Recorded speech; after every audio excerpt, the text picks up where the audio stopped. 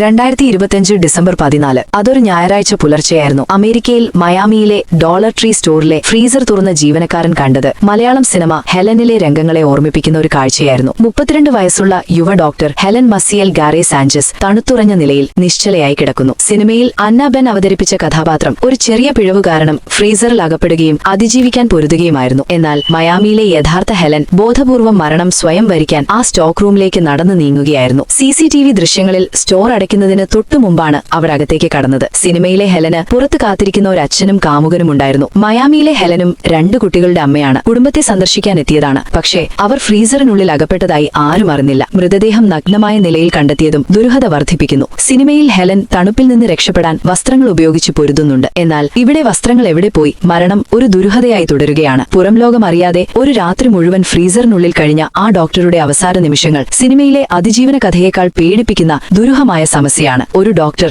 സ്വന്തം ഇഷ്ടപ്രകാരം വസ്ത്രങ്ങൾ ഉപേക്ഷിച്ച് മരണമുറപ്പായ ഒരു ഫ്രീസറിനുള്ളിൽ സ്വയം കയറിയെന്നതും അവിശ്വസനീയമാണ്. ഈ വാർത്ത ഇഷ്ടമായാൽ സബ്സ്ക്രൈബ് ചെയ്യൂ. സൈബർ വിലാസം മീഡിയ നെറ്റ്വർക്ക്.